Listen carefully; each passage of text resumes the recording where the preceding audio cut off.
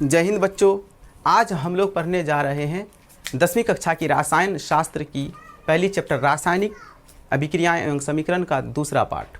रासायनिक अभिक्रिया इसे क्या समझते हैं, यानी what do you mean by method of chemical reaction, इस तरह का, या मैकेनिज्म ऑफ केमिकल रिएक्शन। तो उसका आंसर जो ये होगा, किसी भी रासायनिक अभिक्रिया में अभिकारकों के अणु टूटकर परमाणुओं में परिवर्तित होते हैं, फिर ये परमाणु ही आपस में पूर्ण संगठित होकर प्रतिफल के अणु बनाते हैं और नए पदार्थ का निर्माण करते हैं। तो वो किस तरह करते हैं, तो आइए हम एक साधारण सा जो है बात लेकर समझते हैं। तो कैसे मान लेते हैं कि ये एक पदार्थ है,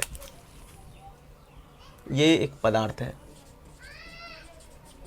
ठीक है, और ये दूसरा पदार्थ है, मेटर। इन दोनों पदार्थ का हम लोगों को कराना है रिएक्शन।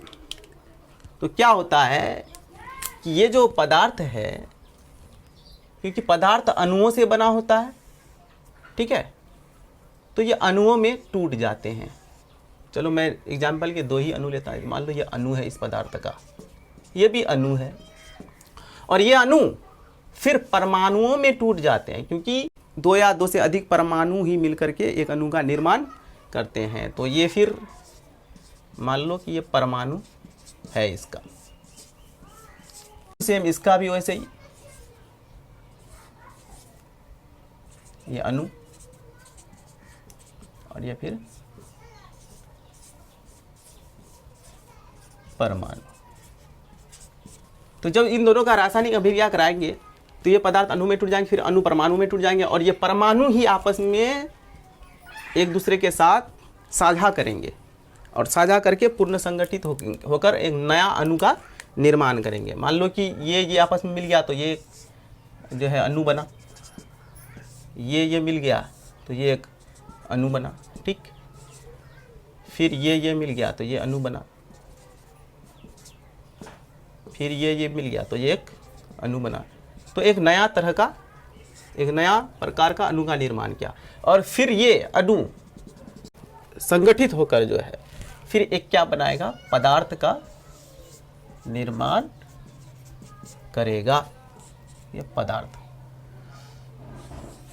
नया तरह का पदार्थ। तो इस तरह की प्रक्रियाएं होती है रासायनिक अभिक्रिया में, ठीक। यहाँ तक आप लोग समझ गए होंगे।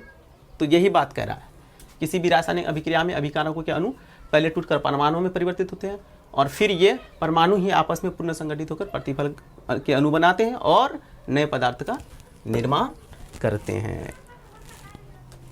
तो मेरे ख्याल से आप लोग समझ गए होंगे। अब पढ़ेंगे रासायनिक अभिक्रिया की विशेषताएं क्या, कैरेक्टरिस्टिक्स ऑफ केमिकल रिएक्शन। तो कैरेक्टरिस्टिक्स ऑफ केमिकल रिएक्शन जो है, पहली बात इसमें है गैस की उत्पत्ति, ओरिजिन ऑफ गैस। तो गैस की उत्पत्ति, कुछ रासायनिक अभिक्रिया ऐसी होती है जिसमें गैस की उत्पत्ति होती है, सभी रासायनिक अभिक्रिया में नहीं, कुछ रासायनिक अभिक्रिया में। तो किस तरह, मान लेते हैं एक जिंक सल्फेट का दानेदार जिंक लेंगे, जस्ता लेकर के उसको तनु सल्फ्यूरिक अम्ल या तनु हाइड्रोक्लोरिक अम्ल के साथ अभिक्रिया कराएंगे। तनु सल्फ्यूरिक अम्ल कहने का मतलब ये, तनु मतलब थोड़ा होता है या पतला होता है, अम्ल लेंगे सल्फ्यूरिक अम्ल, थोड़ा सा सल्फ्यूरिक अम्ल लेंगे।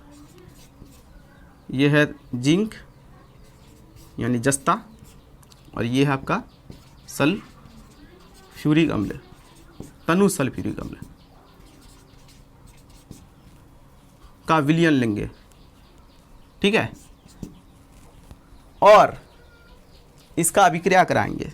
जब ये इन दोनों को मिलाएंगे ना, तो ये अभिक्रिया होकर जिंक सल्फेट का निर्माण करेगा, ZnSO4, जिंक सल्फेट। ये आपस में पूर्ण संगठित हो गया, मिल गया, साझा कर लिया, और ये जो है हाइड्रोजन गैस अलग हो गया और ये उड़ जाता है। तो यहाँ पर क्या हो रहा है, हाइड्रोजन गैस का निर्माण हो रहा है। तो हाइड्रोजन गैस की वही कह रहा है कि गैस की उत्पत्ति होती है, तो यहाँ गैस की उत्पत्ति हो रही है। हो गई क्लियर। अब है अवक्षेप का बनना, यानी फॉर्मेशन ऑफ प्रिसिपिटेट। अवक्षेप कैसे बनता है, तो आप सोडियम क्लोराइड का विलयन लीजिए, जलीय विलयन NaCl, यह है सोडियम क्लोराइड, सोडियम क्लोराइड का जलीय विलयन लीजिए और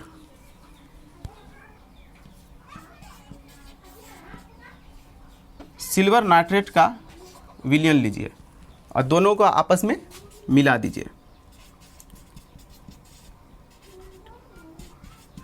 जब आप दोनों को आपस में मिलाएंगे तो क्लोराइड और सिल्वर ये दोनों आपस में साझा करके सिल्वर क्लोराइड का निर्माण करेगा, AgCl सिल्वर क्लोराइड। और जबकि सोडियम और NO3 आपस में साझा करके सोडियम नाइट्रेट सोडियम नाइट्रेट का निर्माण करेगा।